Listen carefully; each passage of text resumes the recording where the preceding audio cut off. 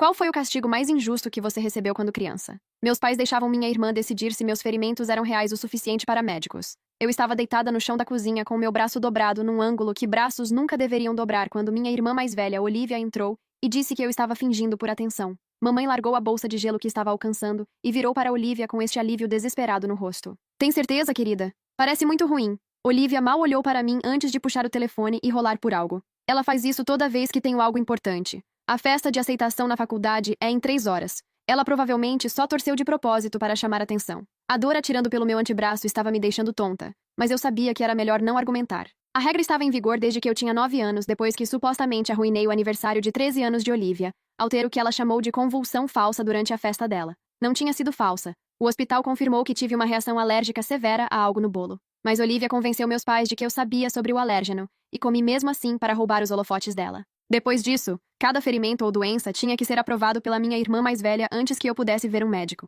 Papai entrou da garagem e me viu no chão com meu braço claramente quebrado, o osso criando esta protuberância horrível sob a pele que fez meu estômago revirar quando olhei. Olivia, qual é sua avaliação? Ele perguntou isto no mesmo tom que usava para decisões de negócios, completamente clínico e distante. Minha irmã finalmente olhou para cima do telefone e caminhou para examinar meu braço de cerca de 1 metro de distância. Ela se agachou, mas não tocou, só inclinou a cabeça e fez este som de consideração. Provavelmente é só uma entorse ruim. Ela está sendo dramática porque Taylor está vindo para minha festa hoje à noite, e ela tem aquela paixonite patética por ele. Meu rosto queimou de humilhação, porque a paixão era real, mas isto não tinha nada a ver com aquilo. Tinha caído da bicicleta tentando evitar bater no cachorro da Sra. Piton quando correu para a rua. A queda tinha sido dura e rápida, e ouvi o estalo quando meu braço bateu no pavimento. Olivia, por favor. Minha voz saiu mais fraca do que queria. Eu ouvi quebrar. Realmente preciso ir para o hospital. Mamãe trocou um olhar com papai e viu o cálculo familiar acontecendo. Me levar para o pronto-socorro significava perder tempo de preparação para a festa de Olivia. Significava perguntas da equipe sobre por que esperaram tanto.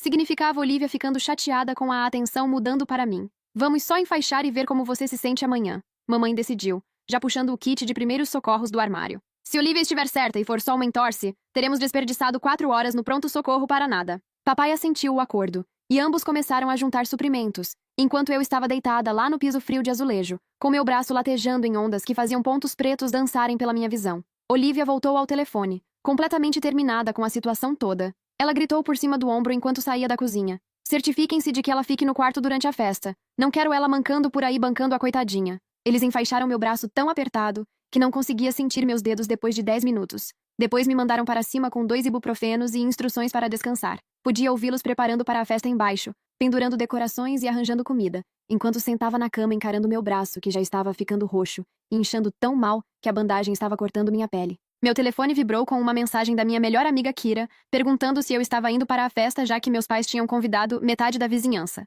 Digitei de volta com a mão esquerda que não podia ir. Caí da bicicleta, braço doendo. Ela respondeu imediatamente perguntando se tinha ido para o hospital. Quando disse que não, ela me ligou ao invés de mandar mensagem de volta. O que quer dizer que não foi para o hospital? Seu braço está quebrado, não está? A voz dela estava afiada com preocupação, e podia ouvir trânsito no fundo, o que significava que ela já estava no carro da mãe em algum lugar. Olivia disse que é só uma entorse, e meus pais acreditaram nela. Tenho que esperar até amanhã para ver como sente. Mesmo dizendo em voz alta fez soar insano, mas era assim que as coisas funcionavam na minha casa. Kira me conhecia desde a 3ª série e sabia sobre a regra. Tinha testemunhado em ação múltiplas vezes ao longo dos anos. Houve uma pausa longa onde podia ouvi-la respirando, e alguma conversa abafada com a mãe. Estamos indo te buscar. Minha mãe diz que você precisa de um raio-x agora mesmo. Isso não é parentalidade normal. Isso é negligência médica. Eu queria argumentar que meus pais ficariam furiosos se eu saísse, que Olivia faria minha vida ainda pior do que já era. Mas a dor estava ficando insuportável, e estava assustada com o jeito que meu braço parecia. A festa começa em 1 hora. Todos vão ver você me levando. Olivia vai surtir. A voz de Kira ficou mais dura. Não me importo com a festa de Olivia. Você pode ter uma fratura exposta ou dano nos nervos. Estamos a 2 minutos de distância. Ela desligou antes que eu pudesse protestar mais. E sentei lá, sentindo esta mistura horrível de alívio e terror sobre o que aconteceria quando meus pais descobrissem. Consegui colocar um moletom por cima do meu braço enfaixado, o que enviou ondas frescas de agonia através de mim que me fizeram morder o lábio forte o suficiente para sentir gosto de sangue. Agarrei minha carteira e telefone com a mão boa, e desci as escadas justo quando a campainha começou a tocar com convidados adiantados da festa. Mamãe estava na sala de jantar arranjando uma travessa de queijos, e não me viu escapar pela porta da frente, onde Kira e a mãe estavam esperando no carro com o motor ligado. A senhora Chen viu meu braço e o rosto ficou branco. Ela começou a dizer algo, mas só balançou a cabeça e disse para eu entrar. Ela estava me levando direto para o pronto-socorro. A médica do pronto-socorro deu uma olhada no meu braço e imediatamente pediu raios-x. a expressão ficando progressivamente mais preocupada, enquanto gentilmente desfazia as bandagens que meus pais tinham colocado. Quanto tempo atrás isto aconteceu?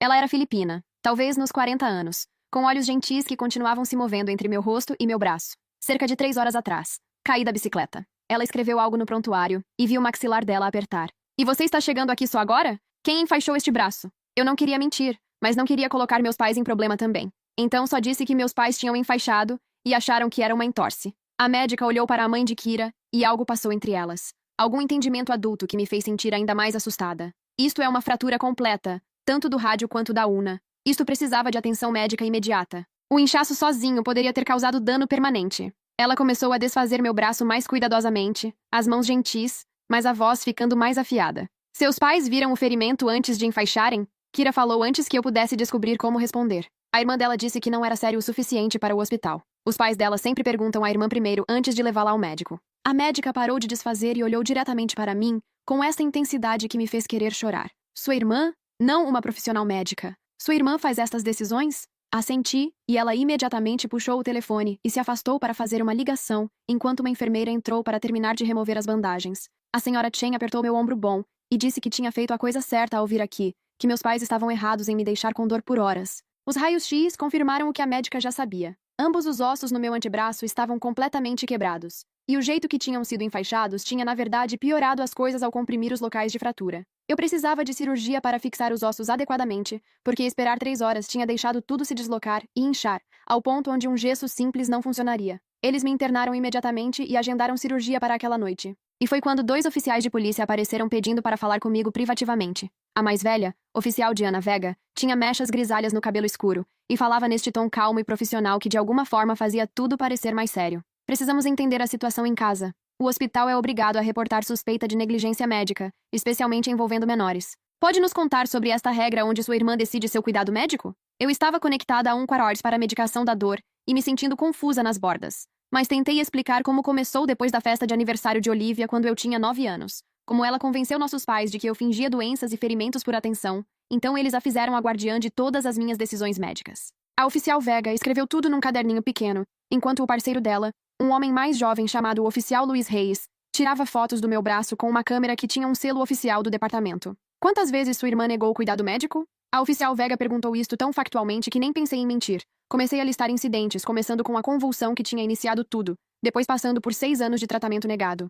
A vez que tive infecção de garganta por 2 semanas durante o baile de formatura júnior de Olivia, porque ela disse que estava fingindo para arruinar as compras do vestido. A vez que torci meu tornozelo forte o suficiente para não conseguir andar durante o torneio de debate dela, e ela insistiu que estava sendo dramática. A vez que tive intoxicação alimentar que durou 4 dias porque ela tinha entrevistas de faculdade e não queria nossos pais distraídos. Cada história fez a expressão da oficial Vega ficar mais dura, até ela finalmente levantar a mão para me parar. Isso é suficiente por agora. Vamos precisar que você faça uma declaração oficial, mas primeiro você precisa de cirurgia. Estaremos contactando seus pais e os serviços de proteção à criança. O jeito que ela disse deixou claro que isto não era opcional ou negociável. Meu telefone começou a tocar por volta da hora que estavam me preparando para a cirurgia. O nome da minha mãe piscando na tela repetidamente. A enfermeira perguntou se eu queria atender, e balancei a cabeça, deixando ir para o correio de voz. A senhora Chen tinha ficado comigo o tempo todo, e disse à enfermeira que lidaria com quaisquer ligações dos meus pais, que eu precisava focar em consertar meu braço. Na sala de cirurgia, o anestesista estava explicando o que aconteceria quando meu telefone vibrou com uma mensagem que a senhora Chen leu em voz alta a meu pedido.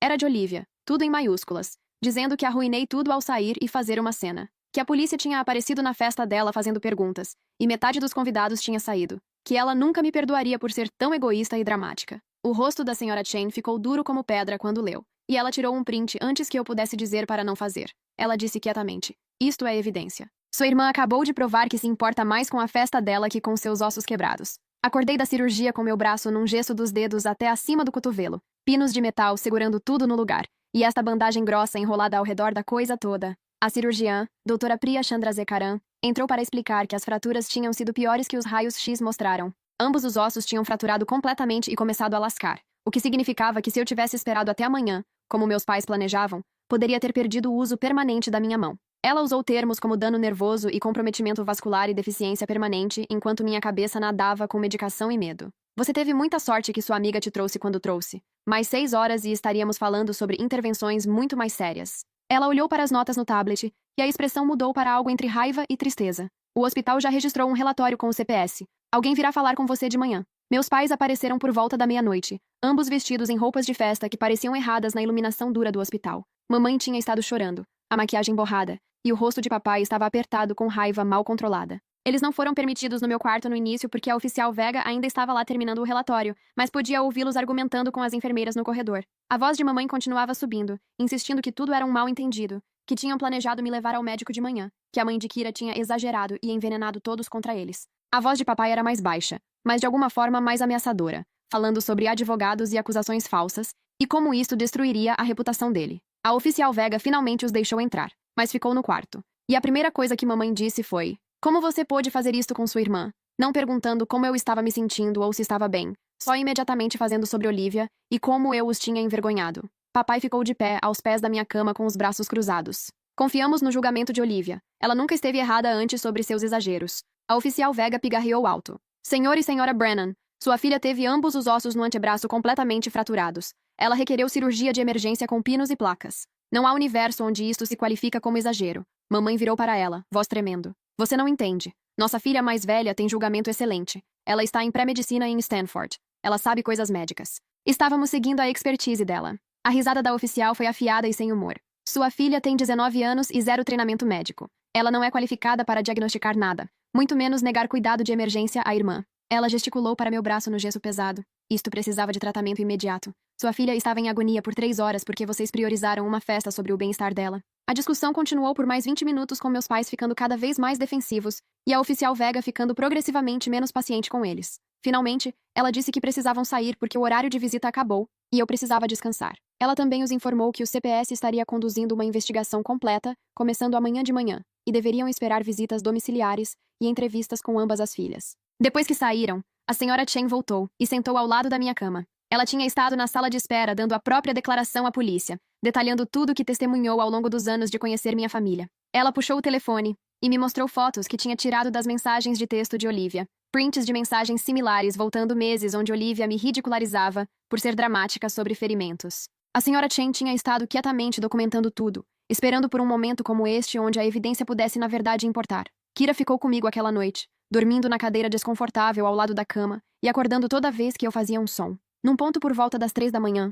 quando a medicação da dor estava passando e eu estava esperando a enfermeira trazer mais, ela disse algo que ficou comigo. Você sabe que isto não é normal, certo? Tipo, você sabe que seus pais são abusivos e sua irmã está basicamente te torturando com a permissão deles? Nunca tinha me permitido pensar nestes termos antes. Sempre dizia a mim mesma que Olivia era só protetora ou que meus pais estavam só confiando no julgamento dela. Mas deitada lá com pinos no braço de uma fratura que foi ignorada por horas, não podia mais fingir. Eu sei, sussurrei, e dizer em voz alta pareceu quebrar algo aberto dentro do meu peito que estava trancado, apertado por anos. Kira alcançou e segurou minha mão boa, e sentamos lá no quarto de hospital escuro enquanto máquinas apitavam e enfermeiras faziam rondas, e meu entendimento inteiro da minha família desmoronou em algo feio e verdadeiro. A assistente social do CPS chegou às 8 da manhã, uma mulher chamada Stephanie Okonkwo, que usava roupas profissionais e carregava uma pasta de couro recheada de papéis. Ela puxou uma cadeira perto da minha cama e explicou que o relatório do hospital combinado com as declarações da polícia tinham desencadeado uma investigação emergencial. Ela me pediu para passar pela regra sobre Olivia e contei tudo. Sobre a primeira vez quando tinha 9 anos e tive a reação alérgica. Sobre a progressão de incidentes onde Olivia me negou cuidado para problemas cada vez mais sérios. Sobre como meus pais tinham transferido toda a autoridade médica para minha irmã, porque confiavam no julgamento dela mais do que confiavam nos meus relatos do meu próprio corpo. Stephanie escreveu tudo em caligrafia arrumada, ocasionalmente fazendo perguntas de esclarecimento sobre incidentes específicos ou cronologias. O rosto dela ficou profissionalmente neutro, mas vi ela segurar a caneta mais forte quando descrevi esperando com intoxicação alimentar por 4 dias. Depois de 1 hora de perguntas, Stephanie fechou a pasta e me olhou diretamente. Estou te colocando em custódia protetiva temporária pendente à investigação. Você não vai para casa até determinarmos se é seguro. Tem quaisquer parentes ou amigos da família que poderiam te acolher? Imediatamente pensei na senhora Chen e Kira, e Stephanie fez anotações sobre contactá-las para uma avaliação de colocação. Ela também me disse que Olivia seria entrevistada separadamente, e meus pais seriam obrigados a comparecer às sessões de aconselhamento obrigatórias sobre cuidado médico apropriado para menores. A investigação levaria várias semanas no mínimo, possivelmente meses,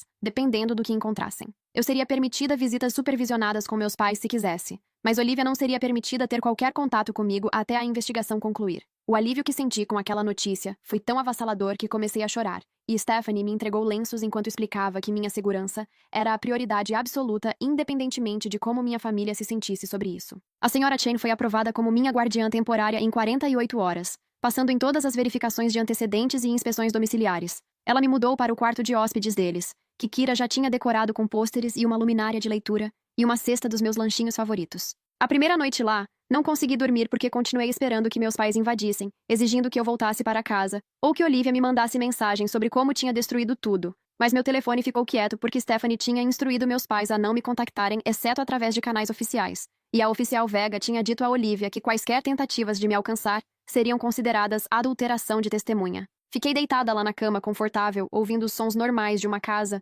onde pessoas não estavam constantemente pisando em ovos, em volta dos humores de uma pessoa, e senti algo apertado no meu peito começar a afrouxar ligeiramente. Na semana seguinte, tive minha primeira consulta de acompanhamento com a doutora Chandra Sekaran, e ela trouxe outro médico com ela. O Dr. Neil Kazovsky se especializava em ortopedia pediátrica, e depois de examinar meu braço, começou a fazer perguntas sobre meu histórico médico. Contei sobre os vários ferimentos e doenças que tinham ficado não tratados ou subtratados por causa das decisões de Olivia, e ele solicitou cópias de todos os meus registros médicos voltando para quando eu tinha 9 anos. 3 dias depois, ele ligou para a senhora Chen e nos pediu para vir ao escritório dele para uma consulta. Ele tinha impressões espalhadas pela mesa mostrando lacunas no meu cuidado médico, que correspondiam com eventos importantes na vida de Olivia. Um dedo quebrado que curou errado porque não pude ver um médico durante a semana de teste SAT dela. Infecções respiratórias repetidas não tratadas durante a temporada de aplicação para a faculdade que tinham deixado cicatrizes nos meus pulmões. Uma queimadura severa que infeccionou porque ela tinha baile de formatura, e não queria nossos pais preocupados comigo em atendimento urgente.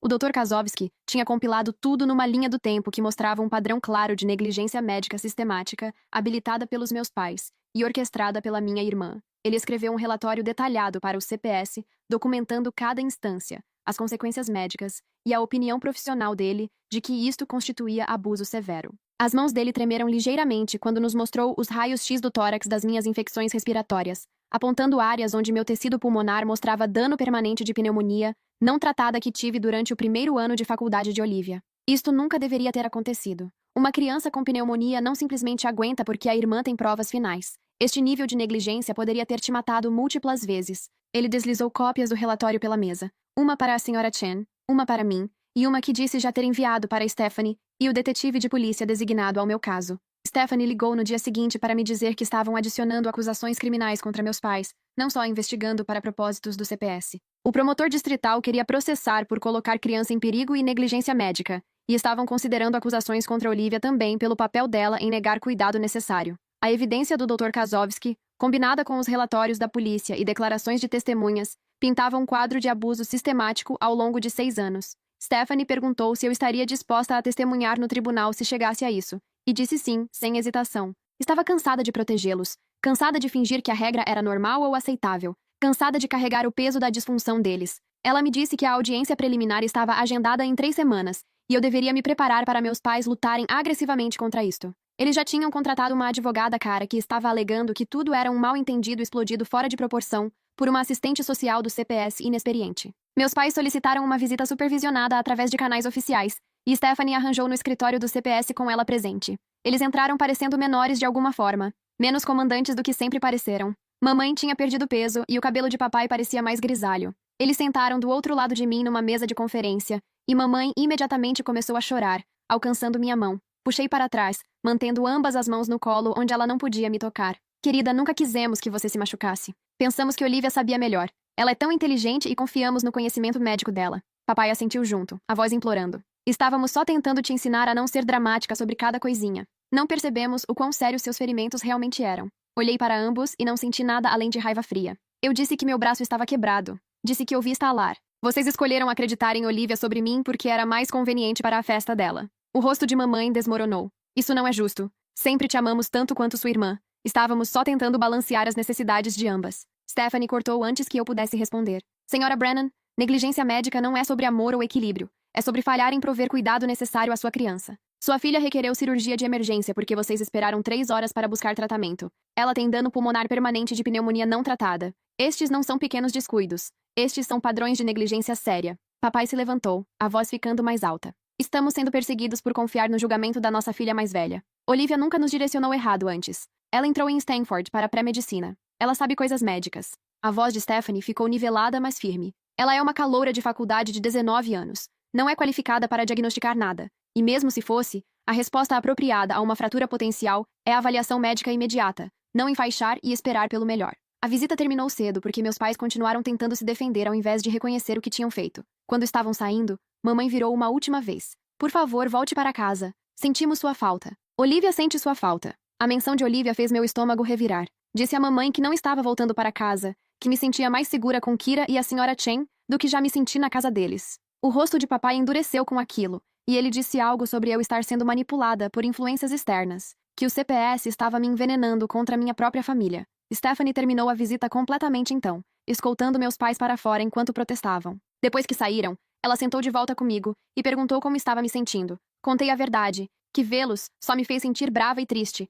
que não queria consertar as coisas com pessoas que ainda não podiam admitir que fizeram algo errado. A audiência criminal aconteceu numa sexta de manhã num tribunal que cheirava a madeira velha e ansiedade. O promotor distrital assistente Jerome Wallace, era um homem negro nos 50 anos que se especializava em casos de abuso infantil. Ele tinha revisado toda a evidência e me disse antes de entrarmos que tinha um caso forte, mas júris podiam ser imprevisíveis quando se tratava de pais que pareciam respeitáveis de outras formas. A advogada dos meus pais era esta mulher de terno afiado, chamada Vanessa Kohler, que imediatamente começou a argumentar que isto era um assunto familiar privado, que o CPS tinha ultrapassado, que meus pais eram pessoas amorosas que cometeram um erro de julgamento. Jerome apresentou a evidência médica sistematicamente, começando com o braço quebrado e trabalhando para trás através de 6 anos de negligência documentada. O Dr. Kazovski testemunhou sobre o dano permanente aos meus pulmões e os ossos curados impropriamente de fraturas anteriores não tratadas. A oficial Vega testemunhou sobre as declarações de testemunhas e o padrão que viu ao investigar o caso. Então foi minha vez de testemunhar, e a advogada de defesa veio com tudo.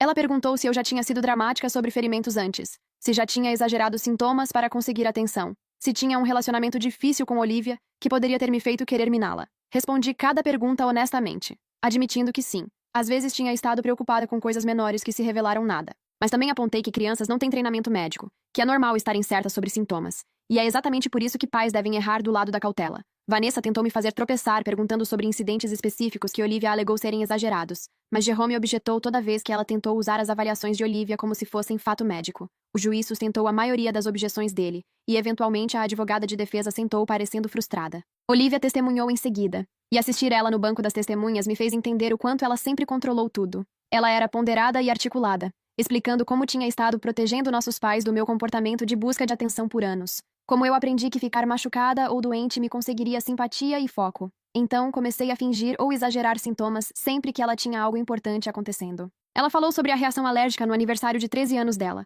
alegando que comi o bolo apesar de saber que me faria mal só para arruinar a festa. O promotor a deixou falar até se meter num canto, então puxou registros médicos mostrando que não tinha ideia sobre o alérgeno, que era uma alergia nova à qual nunca tinha sido exposta antes. Ele sistematicamente desmontou cada exemplo que ela deu, mostrando registros de hospital ou anotações de médicos confirmando que meus ferimentos e doenças eram reais e sérios. No final do interrogatório cruzado dele, Olivia estava chorando e insistindo que só tinha estado tentando ajudar, que nunca quis que eu me machucasse seriamente. O juiz levou 2 semanas para tomar uma decisão, e quando voltamos para o veredito, o tribunal estava lotado com pessoas de ambos os lados. Os amigos e colegas dos meus pais apoiando eles, a senhora Chen e Kira me apoiando, Stephanie do CPS, Jerome e a equipe dele. O juiz, um homem branco mais velho chamado Douglas McNeil, leu de suas anotações por 10 minutos antes de entregar o veredito. Ele considerou meus pais culpados de colocar criança em perigo e negligência médica, sentenciando eles a 2 anos de liberdade condicional, com aulas de parentalidade obrigatórias e monitoramento regular do CPS.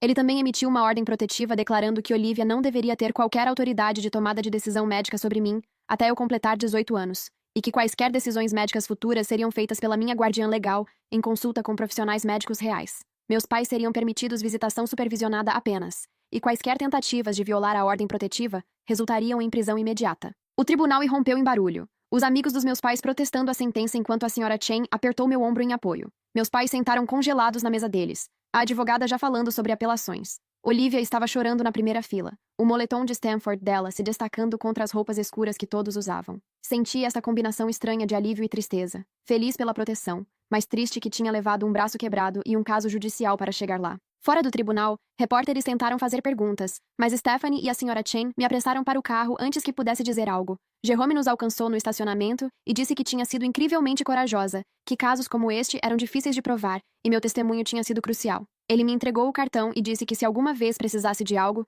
deveria ligar diretamente. A vida na casa da Sra. Chen se acomodou numa rotina que parecia quase normal. Fui para a escola, compareci à fisioterapia para meu braço 2 vezes por semana, e vi uma terapeuta chamada doutora Amina Bashir, que se especializava em trauma de abuso familiar. Ela me ajudou a entender que a regra que meus pais criaram não era só negligente, mas era uma forma de tortura psicológica, me ensinando que meu corpo e dor não eram confiáveis, que a avaliação de outra pessoa importava mais que minha experiência vivida. Ela me deu exercícios para reconhecer quando estava minimizando minhas próprias necessidades, para confiar em meus instintos sobre minha saúde, para entender que merecia cuidado imediato sem ter que provar que estava doente o suficiente. O trabalho foi difícil, e às vezes saí das sessões chorando, mas devagar, comecei a me sentir mais sólida, menos como se estivesse constantemente esperando alguém me dizer se minhas experiências eram reais. Meu braço curou devagar, requerendo mais 3 cirurgias para remover pinos e ajustar placas. Cada vez, a doutora Chandrasekaran documentou tudo para o caso contínuo do CPS, notando que os atrasos no tratamento inicial tinham complicado o processo de cura e provavelmente resultariam em mobilidade limitada permanente no meu pulso. Ela escreveu cartas para minha escola, explicando acomodações que precisaria e trabalhou com fisioterapia para maximizar que função eu poderia recuperar. 6 meses depois da fratura, ainda não conseguia dobrar meu pulso totalmente, não conseguia segurar coisas tão forte quanto antes, e tinha dor constante quando o tempo mudava. A doutora Chandrasekaran me disse que este era o melhor resultado que podíamos esperar, dado o quão mal os ossos tinham sido danificados. Ela disse gentilmente, mas ouvi a mensagem não dita, de que esta deficiência permanente era evitável, que 3 horas de atraso tinham mudado minha vida para sempre. Meus pais completaram as aulas de parentalidade, mas não pareceram internalizar nada que aprenderam. Nas visitas supervisionadas, ainda defendiam as decisões deles, ainda alegavam que só estavam confiando no julgamento de Olivia, ainda agiam como vítimas de um sistema injusto. Nunca pediram desculpas pela dor que causaram ou reconheceram que a regra tinha sido abusiva. Depois de 6 meses de visitas onde não podiam nem admitir culpa, parei de ir. Stephanie perguntou se tinha certeza, e disse que não podia continuar esperando que se tornassem pessoas diferentes. Ela marcou no arquivo do caso, e a advogada dos meus pais enviou cartas ameaçando processar por alienação de afeto. Jerome respondeu com documentação de tudo que fizeram e as cartas pararam. Estava oficialmente terminada com eles, livre para construir uma vida que não incluía pessoas que me deixaram sofrer por 6 anos, ao invés de inconvenientar minha irmã. Olivia tentou me contactar repetidamente, enviando e-mails e cartas através do meu endereço antigo da escola. A Sra. Chen filtrou tudo e guardou para Stephanie, que documentou o contato como violações de ordem protetiva. Os e-mails eram todos variações do mesmo tema. Olivia alegando que tinha estado tentando me proteger de mim mesma, que nunca quis que as coisas fossem tão longe, que eu estava destruindo nossa família ao recusar perdoá-la. Nunca houve qualquer desculpa real. Nunca qualquer reconhecimento de que as decisões dela causaram dano real. Só justificativas e transferência de culpa. Depois do 3º e-mail, Stephanie reportou ao tribunal, e Olivia recebeu um aviso oficial de que qualquer contato adicional poderia resultar em acusações criminais. Os e-mails pararam depois disso, mas às vezes via os posts dela nas redes sociais através de amigos mútuos, sempre bancando a vítima, sempre se posicionando como a parte injustiçada numa situação que não podia controlar. Terminei o ensino médio morando com a Sra. Chen e Kira, que tinha se tornado mais de uma irmã para mim do que Olivia alguma vez foi. Ela me ajudou com aplicações para a faculdade, e celebrou quando fui aceita em 6 escolas diferentes, todas longe o suficiente de casa que nunca teria que me preocupar em esbarrar nos meus pais ou em Olivia. Escolhi uma universidade em outro estado com um programa forte de pré-direito, decidindo que queria trabalhar em direito de família, protegendo crianças de situações similares ao que sobrevivi. A Sra. Chen chorou quando contei meus planos, lágrimas orgulhosas, e disse que sempre soube que eu transformaria minha dor em propósito. O dia que saí para a faculdade, ela me deu uma pasta contendo todos os registros médicos, documentos judiciais e evidência do caso. Disse que eu poderia precisar um dia, e ter tudo organizado tornaria mais fácil acessar se perguntas surgissem. A faculdade foi liberdade de jeitos que nunca experimentei, morando num dormitório com pessoas que não conheciam minha história, que me viam como só mais uma estudante ao invés da garota que foi negligenciada pela família. Fiz amigos, entrei em clubes, descobri que era boa em debate e trabalho de advocacia. Meu pulso ainda me incomodava, especialmente durante o inverno, e tinha que tomar notas num laptop porque escrever à mão por muito tempo fazia doer. Mas me adaptei, encontrei soluções alternativas, e devagar parei de ver como uma deficiência, e mais como só parte de quem eu era agora. Nas minhas aulas de direito de família, escrevi trabalhos sobre negligência médica e abuso entre irmãos, que meus professores disseram serem alguns dos trabalhos mais perspicazes que leram. Transformei minha experiência em expertise, e pareceu poderoso ao invés de doloroso. Meus pais enviaram uma carta final durante meu segundo ano, encaminhada através da universidade. Era digitada em formato formal, dizendo que completaram todos os requisitos da liberdade condicional e queriam reconstruir nosso relacionamento. Tinham incluído um cheque para minhas despesas de faculdade e uma nota manuscrita de minha mãe dizendo que sentia minha falta. Encarei o cheque por um longo tempo, tentada pelo dinheiro, mas sabendo que aceitá-lo significaria abrir uma porta que trabalhei duro para fechar. Mandei tudo de volta com uma nota breve, dizendo que apreciava o contato, mas não estava pronta para contato. Eles nunca tentaram de novo depois disso, e ouvi através de parentes distantes que se mudaram para outro estado onde ninguém sabia sobre o caso, recomeçando em algum lugar fresco. Olivia se formou em Stanford e foi para a faculdade de medicina, o que pareceu a piada mais cruel do universo. Eu a rastreava ocasionalmente através do LinkedIn, vendo ela postar sobre os estágios clínicos e experiências de cuidado de pacientes. Ela se especializou em medicina de emergência, e me perguntei se via a ironia naquela escolha. A mulher que me negou cuidado de emergência por 6 anos agora era responsável por tomar decisões médicas de vida ou morte. Esperava que fosse melhor nisso com estranhos do que tinha sido com a irmã. Também esperava que cada paciente que entrasse com um osso quebrado a fizesse pensar em mim, a fizesse lembrar do que fez. Era mesquinho, e eu sabia, mas não conseguia deixar de querer que ela sentisse algo, mesmo que fosse só culpa. Me formei com honras, e fui aceita na faculdade de Direito com uma bolsa completa, escrevendo minha declaração pessoal sobre como a experiência vivida com abuso familiar sistemático moldou meu entendimento de justiça. Meus recomendadores eram professores que tinham me visto transformar trauma em excelência acadêmica. E o comitê de admissões depois me disse que minha aplicação se destacou pela honestidade crua combinada com objetivos profissionais claros. A senhora Chen e Kira vieram à minha formatura, trazendo flores e tirando centenas de fotos. Aquela noite, a senhora Chen me disse que sempre me viu como uma segunda filha, que me acolher foi uma das melhores decisões da vida dela. Chorei e agradeci por me salvar, não só daquela noite com o braço quebrado, mas de anos mais de abuso que teria sofrido se ela não tivesse intervindo. 10 anos depois do braço quebrado, estava trabalhando como advogada de direito de família, especializada em casos de negligência médica, quando recebi uma ligação de Stephanie, que manteve contato ao longo dos anos. Ela disse que tinha um caso que a lembrou do meu. Um garoto adolescente cujo irmão mais velho tinha recebido o poder de veto médico pelos pais. Eu estaria disposta a consultar. Disse sim imediatamente e passei 3 horas revisando arquivos de caso, que poderiam ter sido minha história com nomes diferentes. O padrão era idêntico, as justificativas as mesmas, o abuso embrulhado na mesma linguagem de confiança e julgamento. Ajudei a construir o caso que eventualmente removeu o menino da casa e resultou em acusações criminais contra os pais.